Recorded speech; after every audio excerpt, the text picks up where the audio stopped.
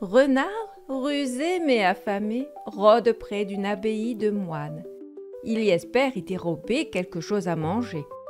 Après quelques efforts, il parvient à se faufiler discrètement dans la cour et réussit un beau coup. Il attrape 3 poules. Il dévore les 2 premières sur place et repart avec la 3e dans la gueule, le ventre enfin plein. Mais à peine a-t-il quitté l'abbaye que la soif le prend. Devant lui se dresse un vieux puits. Il s'approche, espérant y boire, mais l'eau est loin, tout au fond. Sur le puits, un système de poulies avec 2 seaux reliés par une corde. L'un flotte en bas, l'autre repose sur le bord. Renard, toujours aussi malin, grimpe dans le seau du haut en espérant descendre doucement jusqu'à l'eau. Mais le mécanisme s'emballe, le seau dégringole et le voilà prisonnier au fond du puits.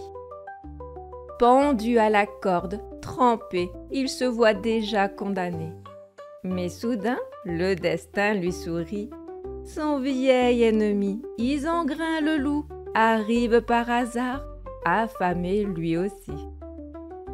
Renard, rapide d'esprit, l'interpelle.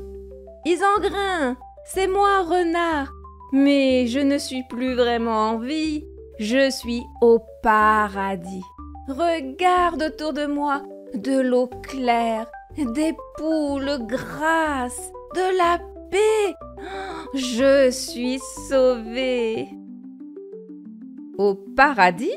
s'étonne le loup. « Et comment y es-tu entré ?»« Par ce puits, bien sûr.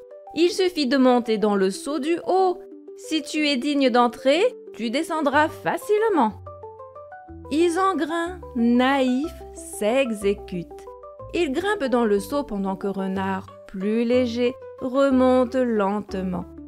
En croisant son compère, il lui demande « Est-ce la bonne direction ?»« Parfaitement, » lui répond Renard. « Tu y es presque.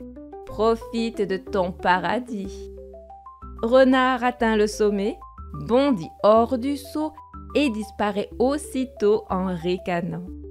Isengrin, lui, comprend trop tard la supercherie.